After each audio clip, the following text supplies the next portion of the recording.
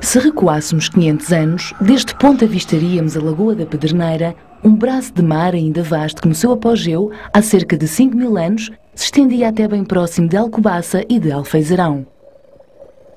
Daqui partiam e chegavam embarcações carregadas de sal, peixe, marisco, vinho e madeira. Aqui se encontravam ainda estaleiros de construção de embarcações de pesca na lagoa, na costa ou em alto mar. Os pequenos portos de Cós, Sela, Valado dos Frades, Maiorga, Famalicão e Pedreneira constituíam o complexo portuário da Lagoa da Pedreneira. Como desapareceu então a Lagoa da Pedreneira? Para compreender este fenómeno é necessário recuar milhões de anos e observar como foi formada esta lagoa e as lagoas vizinhas de Óbidos e Alfeizarão. Há cerca de 300 milhões de anos, o final de uma colisão entre continentes criou uma grande fratura, que se deteta desde Pombal, atravessa Leiria e as proximidades da Nazaré, dá origem às águas termais das Caldas da Rainha e alcança o mar em Santa Cruz. Esta fratura, conhecida como Falha das Caldas da Rainha, ficaria adormecida. Quando os antigos continentes se afastam novamente, criando o Atlântico, a tensão na crosta terrestre fez abrir a Falha das Caldas da Rainha, um pouco antes da América se separar da Ibéria. Há cerca de 140 a 130 milhões de anos, os materiais em fusão ascenderam até quase à superfície, dando origem aos montes de São Bartolomeu e do Castelo de Leiria, entre outros menores na região. Já perto da extinção dos dinossauros, há cerca de 70 a 60 milhões de anos, a Ibéria entra em colisão com a Europa e a África. Há aproximadamente 10 milhões de anos, decorreria o momento de maior intensidade do choque com a África, do qual resultaria um relevo mais recortado nesta região, como explica o geólogo da Universidade de Coimbra, Jorge Diniz. O que se passa naquela região é que há um reflexo relativamente distante dessa situação de convergência entre essas placas continentais e aquela fratura que já existia previamente, face a essa compressão, formou uma situação em que o bloco inferior e rígido se movimentou em compressão. Um dos blocos começou a passar por cima do outro, aquilo que nós chamamos um cavalgamento, não é? Portanto, imaginando um cavalo a saltar. E os materiais menos rígidos que estão acima, concretamente os tais materiais argilosos e com sal, e por outro lado os calcários que estão por cima, isto numa simplificação bastante grande, ao serem comprimidos têm um comportamento diferente.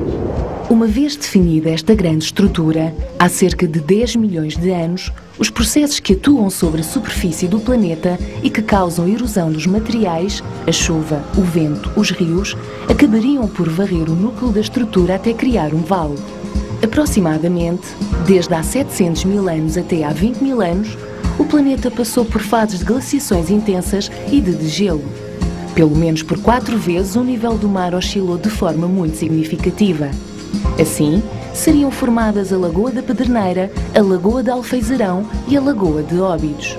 As lagoas tiveram a sua máxima expressão há cerca de 5 a 7 mil anos, quando o nível do mar atingiu a situação atual.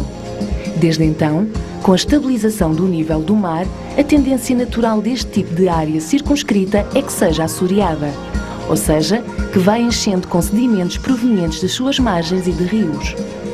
As lagoas da Pedreneira, Alfeizarão e Óbidos não foram exceção, como explica a geóloga Laura Anastácio. Já no período romano começa a notar-se um pouco a diminuição de profundidade, com base em estudos sedimentares, nas sondagens que foram feitas para a A8 e outras sondagens feitas aqui na região, é possível ver toda a evolução destas 3 lagoas. Portanto, há cerca de 5 mil anos atrás, ela está no seu máximo, são bastante grandes. A da Pedreneira vai até Cós, Alpedriz, portanto, ocupa toda uma grande área aqui da região, que é facilmente visível, bastante aplanada e atualmente bastante utilizada para a agricultura, uma vez que os sedimentos são bastante férteis. Nessa altura, durante a Idade Média, já sobre o poder dos monges de Alcobaça. Esta região, com a grande capacidade de transporte e a grande quantidade de madeira, torna-se um dos portos mais importantes para os descobrimentos.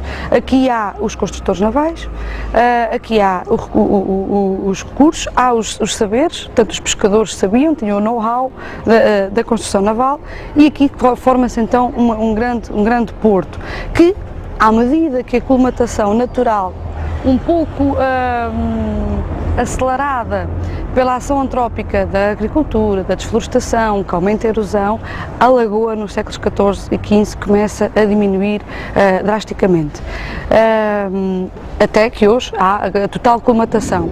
Assim, ainda que os fatores naturais tenham tido impacto no progressivo assoreamento destas lagoas, até que ponto a ação humana foi determinante para chegarem ao ponto em que hoje se encontram? Eu, pessoalmente, não tenho dúvidas, embora isso esteja ainda por quantificar,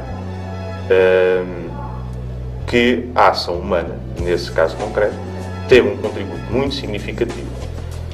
Quanto à questão se ainda teríamos lagoas ou não, bom, isso neste momento não é possível dar ainda uma resposta, na medida em que nós ainda não podemos quantificar com rigor qual foi, por um lado, a evolução da ocupação do solo, trata-se disso, da ocupação do solo nas regiões adjacentes às lagoas, portanto, as bacias, drenagens, nem por outro lado temos ainda uma quantificação rigorosa, com dados cronológicos rigorosos,